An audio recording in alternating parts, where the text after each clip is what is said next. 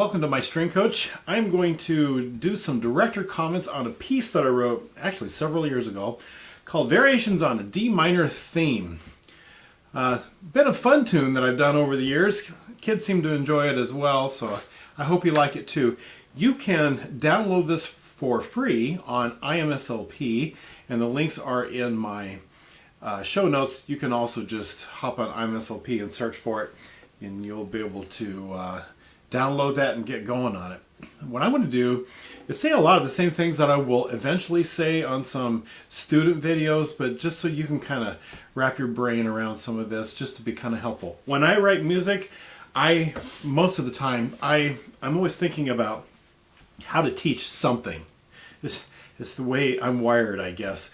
And so this one is all about shifting and off the string bow strokes, and this concept of doing a down bow, a retake, and then another up bow. I like telling the kids all the time, we lied to you when you were young, because when we told you what an up bow was, we made you do this. Well, up bow just simply means traveling from the tip to the frog, and in this case, I want you to retake and then go up again, but at the frog. Go! So it does that a lot, and that's the whole point of it. I also, when I write stuff, try to give something to everybody. I don't know if I'm always really good at that, but in this piece, there's a good bit for a lot of folks. Okay, so let's get started. Right off the bat, first violins are getting this opportunity of this practice. Go. Now, a couple things. Always on the string. Go. Set. Set. It's never a crash line.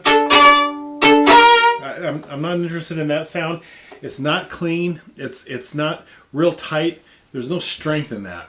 Okay? And so they need to always be on the string and go. And by the way, the tempo is 176, so they got to do this quick. Sorry. Go. Go.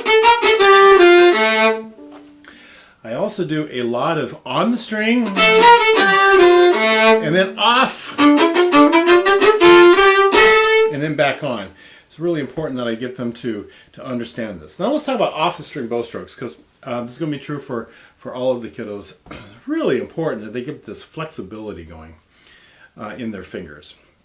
This is part of that off the string bow stroke thing that they need to be spending some time on. You don't want thumbs that are straight or pinkies that are over here. You'll see kids do this with their arm, and they're shoving from their arm, and it'll sound that way. That's not the kind of sound I want. You need to find that balance point or the bouncing point of your bow, and it's got to be in the flexibility. So your thumbs need to be bent, and your pinky needs to be round. I did a workshop at Midwest, and when I got done, had a line of people just wanting to tell me various things. And one guy was a wind player, but he says, but I love teaching strings. And he says, one thing I learned is that thumb is called the doorbell. Ding dong, to get that kind of going on the thumb. I thought, oh, that's great, I'm going to use that. And then round pinky and on top of the bow for violins and violas, and of course for cello basses, the flexibility of on the side. Okay, but this is just really important. Another thing I like to tell kids is hold your hand out like this, take your bow, and just peck at it like a little chicken. And I'm not doing it with my arm, I'm literally doing it with my fingers. A lie that we told you when you were young is you always have bent thumbs. Well, that's not true. When I have this kind of thing happening, my thumb straightens out, right? And then when I peck at the ground like a little chicken, I see my thumb there, right? So it's just important to get this flexibility going. And you can practice some D minor to get kids to really work on the off the string bow stroke. Okay, 4-finger A in measure 6. Make sure it gets up there, and then in the string. And I don't mind the open A, because then I go, that's fine. I would do the open A in measure 8, but in measure 6, it's nice to do a 4-finger there. Okay, that's first page. Second page is, and I'm talking about the score, of course. So this starts in square 17. I got the violins and violas doing this, or second violins and violas doing the same thing, but I've got them in octaves to create this really, really big sound. The viola, don't really need to say too much because there's nothing hard about this at the moment for them. But for second violins, this is I wonder if a lot of composers would have given this line to the first violins, but I wanted the seconds to have this. And I want them to practice some shifting. So here's 17. You got the retake and then up down in the string. Retake and then in the string. But also, I'm going to encourage you to have them shift. Now, if your kiddos aren't quite ready for that, it's certainly okay for them to be in first position. That's okay. There's nothing wrong with that. I just want this, hearing this D and D, and just learning how to be super accurate, and it's constant, because then I want them to shift back and measure 22. All right, so I'll say all of that again. They've got the D, and then and while they're playing that, they hear a D, they shift D. And doing this hand frame with an F natural, and then they do the open D again, it's perfectly fine. And while they're doing that, have them shift back to first position. Oh, there's the D again. And then when they get this, they've got this two really nice big whole steps to play down to a B flat. And then on this D, shift again. All right, so right there in measure 26, have them shift again. But here, actually, believe it or not, I would have them go back into first. I would have them go back into first to have that really bright A, but then the bright G, bright F, open E's okay, to do that. Now, you could have them just stay in third. That's fine. If you want to practice third position, have them do that. And then you think, well, then why are they shifting in measure 26? Like I say, I love teaching pieces. I like the sound of that on that little lick, and then bright. I like the sound of that. But if you know, again, I'd rather have it in tune, right? It's more important that it's in tune than necessarily that they're having the shifting. But that's the whole point, right? It's a shifting piece right here for them. That's what I'm trying to get them to do. And so I like the shift there. Then I like the shift back into first position in measure 29. And then again, all of this work, frog, and then go up. Frog, go up. Frog, go up. Now, for the brightness of the ending there. Page 4 on the score.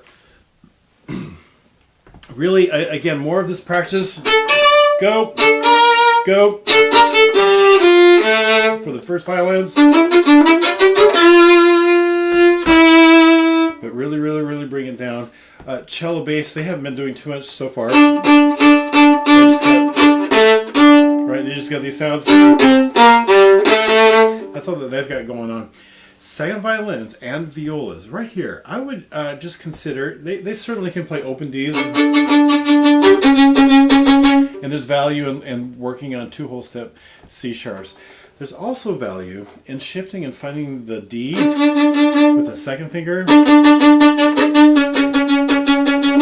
And then going to a C sharp, so a first finger that's high.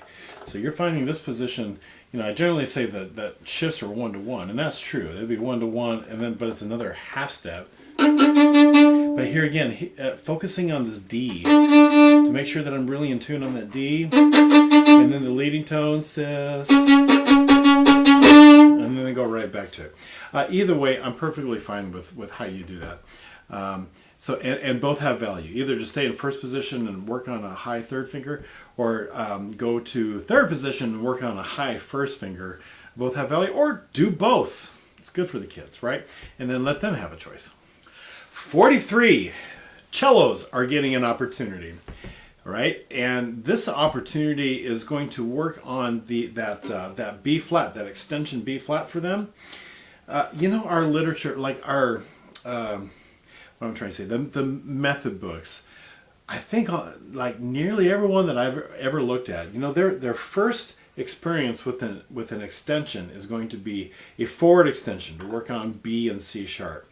And I wish we would figure out a way to make their first experience this backward extension with the first finger that just simply scoots back. And that's why I really like this, and I like this D minor, to get this feeling of getting that first finger back, because it's a lot easier to learn your hand, learn it really well. I like to call this a minor third hand, because it's all half steps, and the interval from my 1 to my 4 is a minor third. But then when it goes to the B flat, you just simply point, right? Throw your elbow a little bit forward and point. The behind 2 and point. And then there's a B flat. Oh, there it is. And now it's a major third hand, because you've created an extra half step between 1 and 2. And that's what they get to do here. And so they got that D, D, D, A, best, best, best, A, that low first finger B flat. And then it's really their moment. And everyone else kind of jumps in. Viola jumps in a little bit. Second fiddles jump in, and then first fiddles jump in, and they do it in each measure. But the star of the show right here is cello. And it's working all the off string, the yakka, real fast spiccato sounds, and then that backward extension. And by the way, don't forget, in measure 46, when they get over to the G string, they've got to go back into a minor third hand so that they can catch the A natural, right? And then the E natural on those two strings. So it's really important they do that. Then when they get back to their A string, so remember hand frames. The way I teach hand frames are, your hand frames are dictated based on the key that you're in, the string that you're on, and the position that you're in. And so in this situation, minor third hand G string with second finger B flat, minor third hand on the D string with also second finger F, and then backward extension on the A string. And when you use an extension and you're playing diatonically, it's always 1, 2, 4. And so they've got the backward extension there. And it gives them just some great opportunity to practice that first finger. I'll call it first finger gymnastics, right, as they go through that. Okay, so page 6 of the score. First violin, first violin's got to be up in the third position. They just got this high D again. B flat. That's all they got going. The star of the show here, after the cellos do their thing, are the seconds and the violas. All right, and I'm perfectly fine with second violins measure, pick up into 59. They can do that, and then shift. If they want to do that, that's perfectly fine. They could shift also measure 58. Shift, right? The open string is perfectly fine. If you don't think your kiddos are ready for that, they can stay in first position. It's okay. Nothing wrong with that. I just like here again, it's a little bit of a different spot, and they're practicing where is that D, and then they not only figure out where it is in third position, but they figure out where it is in first position. And just, again, all of that practice. Now, for the viola, they're they're an octave apart, and so they're going to typically be in first position. If you wanted to work on positions with them here, they could do that up on the G string, and D, D, E, F, E, D, right? They could do that and just work on that hand frame up in third position. But either way, that's kind of what's happening there. And then back and forth. I would have them go back in measure 64. Second violin is shift. Okay. So they just got more practice of that. Here we go. Measure 70. You got this E. What I would do here is I would put a little space. I got to turn pages here. I would put a little space at the end of that measure. All right. And I actually would put them in first position, so that they could get that bright sound going again, and they can do that with space. After shift, feel the low one on the F, whole step. Yeah. Come on. There we go. So, go. get them to shift out. If they play the right notes, that would be great. But you see what I'm talking about? Again, more of that practice. But here now, rather than a D, they're going to be catching an A. But it's the same spot, just on a different string. I think that would be very helpful for them. All right, next page is page 7. And you've got the D, C sharp, D thing. And this really needs to be done with the forefinger because you got a low A coming up. And the violas and seconds, again, are being buddies. For them to catch that D in tune with that C sharp, I like doing this. I like building the hand and always teaching them how to build a hand. So there's first finger A, so of course viola would be on the G string, right? On the second string here, G string, and then the violins are on their G string, which is the low one. So there's my A, and then feel a whole step B, and then feel a whole step C sharp, and then a whole step D. So practice for this would be a first finger A, and say, all right, feel 2 whole steps, and they feel the 2 whole steps, and then you say, hot cross buns. You could even work on the off the string and then in the string if you wanted to, which is a lot what this piece is about. Let them go ahead and roll their eyes at you and say, nope, doesn't matter, I'm going to get this in tune. And then the D is just a half step, above that. So here's my hand frame. I like to call that the 3/4 hand frame because that's where the half step is. And they need to work on that, and then they can finish out this whole little section. The next moment, the star of the show, are violas. First violins get to finally do something as well. This is the variation 2, and I inverted the melody is what I did, and they get to go.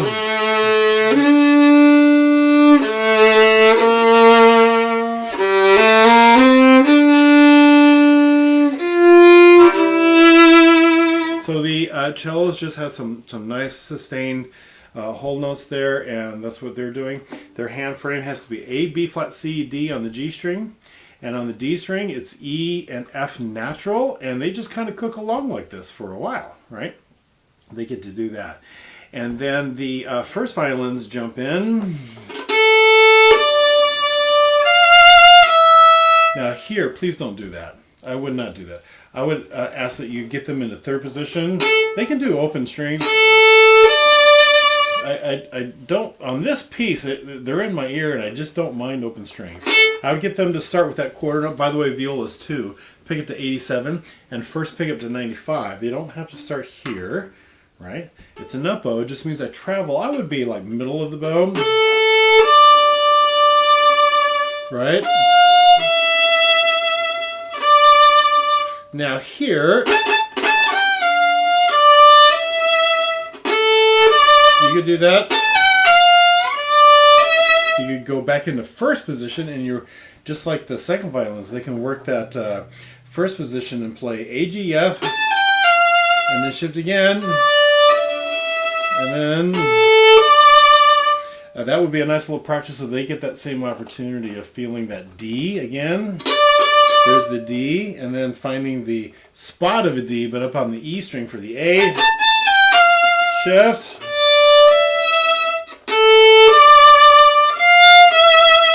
So first violins get to do some of the same things that the seconds were doing. Viola's there in 95. You got the A, D. I don't have the C string. The da da da. This is really cool spot. B natural, C sharp. It's like, whoa, your ear does not expect that. And the violas get to do it.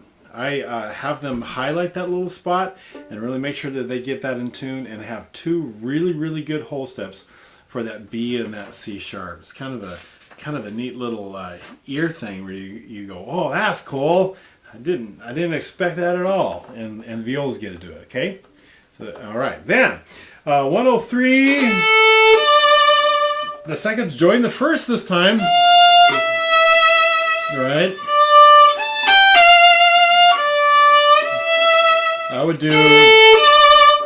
I'm doing lots of kind of different fingerings and all of that, but I do like the A, G, F on the E string, and then the rest of it all up on the A string. For just kind of differences there in sound. And then the violas get to do the B, C sharp thing again here in measure 105. But the cellos also get this opportunity as well. So they've got that F, G, A, and now they got the forward extension. And remember the forward extension, first finger needs to stay put, and you need a pivot on that finger. And this one takes kids a while to figure out, because I like to tell them it's like nailing your finger to the fingerboard, and I have to just kind of just swivel on it a little bit. I can't lift it and I can't move it. There's my A, and then I got to go for B, second finger, and C sharp. And help the violas understand how important they are, because if they get that really in tune, it's going to help their cello buddies who don't do that as often, the B, C sharp, to really, really, really be in tune. And when violas kind of play like this and they don't have good whole steps, then they're not really helping their cello friends who have something that's a little bit more difficult to do, that forward extension. You know, so everyone's got a role and everyone has something important to do. Now, the very end of this variation, measure 109, right here. I think I messed up my bowing. I think it's an up bow. This is fun. I had a group of kids that wanted to do that really badly. I don't have that in the score, but it is something fun to put in and just say, hey, let's do something kind of cool. We're going to do what's called a portato. It's just a little slide, a little scoop into that D, and it reinforces, again, what is this D sound, and can I get this bugger in tune? Right? And that would be in the violins and violas. They should do this at the tip because you're going to retardando. Ya, da, E, A.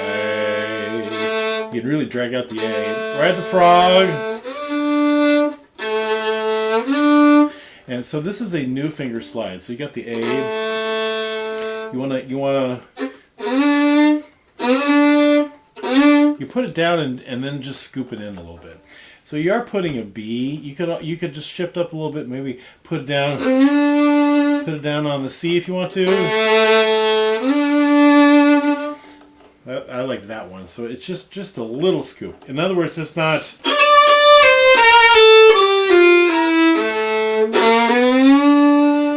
That is not what I want to hear, right? That's a glissando. I don't want a glissando. I want a little, just a little bit sound like that. Okay. All right. Variation 3. I always enjoyed having. Listening to pieces, oh I know, Symphonie Fantastique does this, where Berlioz in his development section, he takes bits and pieces of the melody and he gives it to different groups in the orchestra, including the percussion get to finish the phrase. It's just this really, really delightful little thing. And so I enjoy that, and that's kind of what I'm doing here. I've got the out of the cello in the bass, and then I've got everybody having something to do. So it starts with first, gotta be at the frog, in the string, right? Seconds in the string, and then violas in the string. Okay, they get to go like that, and then the violins get to do the pizzas, right? And then cello and bass finish the phrase, right? Do they? And then it goes back up. The violas get the F. The seconds get the G, and then violins get the A, and then you do it again.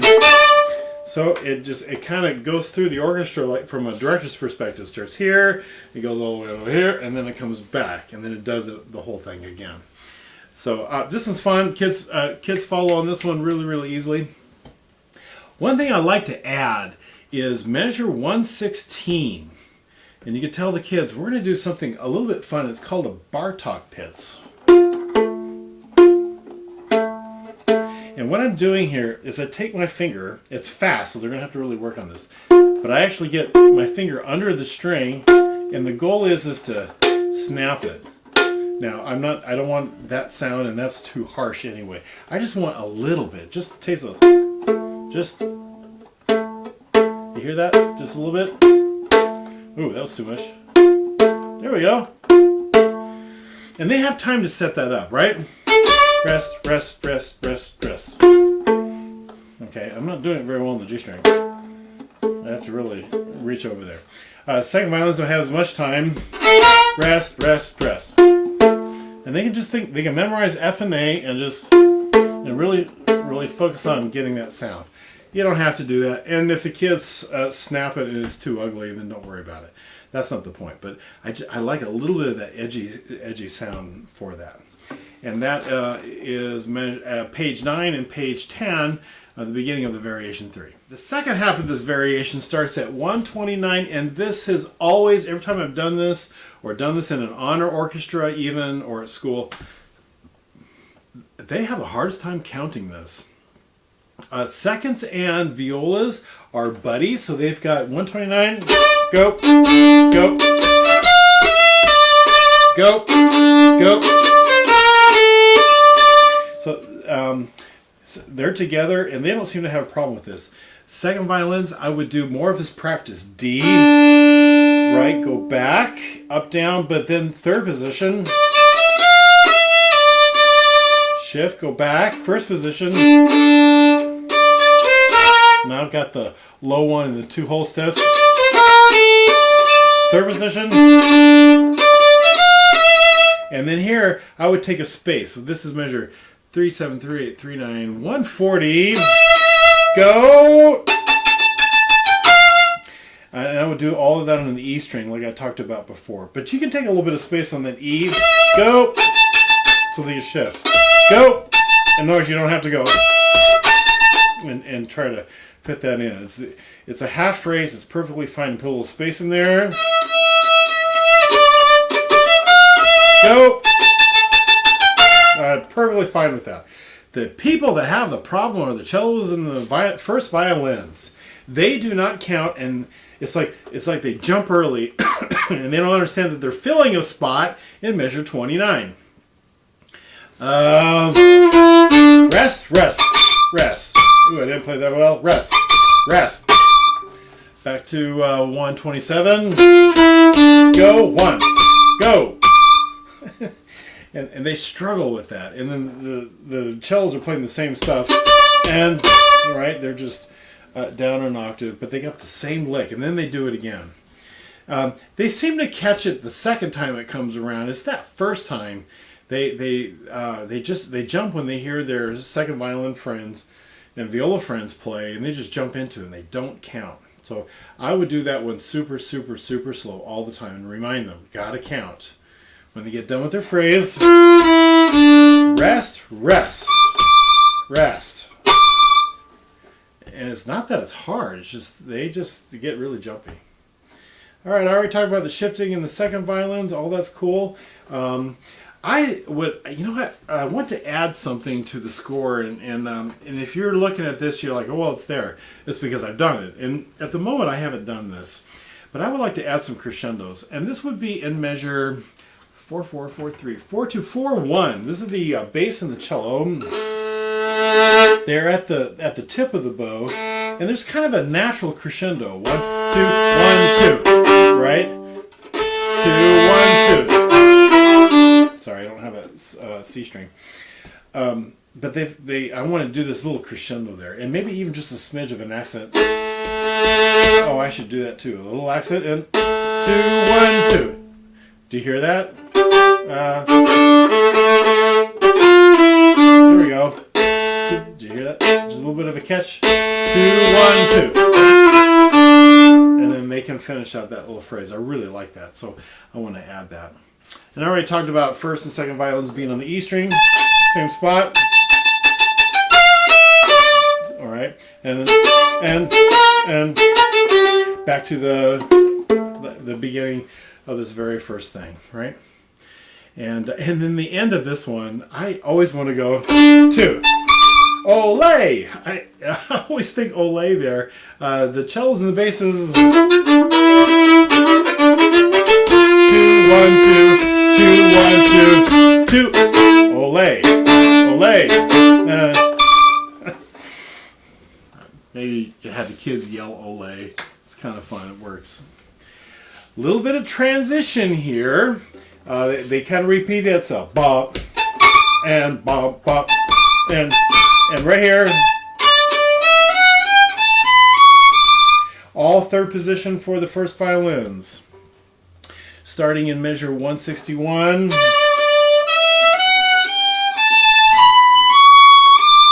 Hand frames are different because you got the accidentals, and variation number 4 is in D major.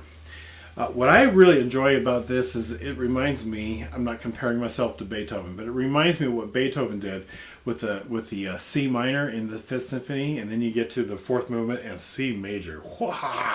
Right? The major wins over the minor. It sounds a little bit like that. It's just because you've had this whole minor thing in your ear the whole time, and you get to 163, and it's big and bright, and there's a huge, huge difference. And it's a teaching piece. So for the kids, they've been like this hand frame in third position. They've been doing this, doing this, doing this. All of a sudden, it's that, and wow, what a difference does that make? And on the E string, they didn't do a whole lot of it, but it would have been B flats. But then it's B natural, C sharp, D. What a difference does that make? And also help kids find patterns.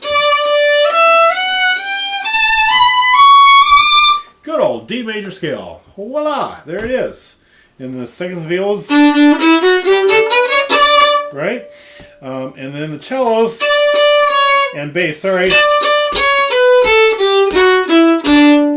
Got some contrasting motion going there, but everybody is messing around in D major and really hearing that. Then variation 4 is the is my theme. It's just that it's in major, and they just kind of cook along. A lot of the same stuff is happening. You go, frog, but you're going up.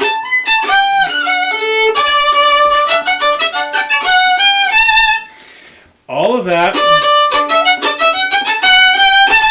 can either be done in first position or in third position. I like the brightness of the sound. I guess it's fortissimo. Go. I would go into first position.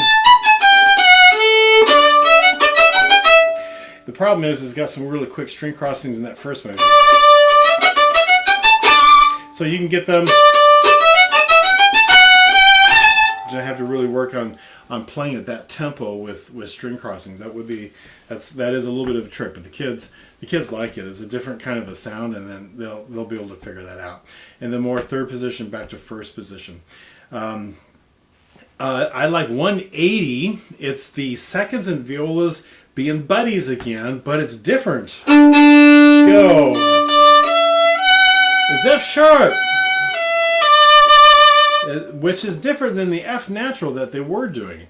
And so you really need to contrast that. Like before, but this one is F sharps, and really get them to hear the difference with that, and get them to do the back and forth shifting exactly like what I was talking about earlier. All right.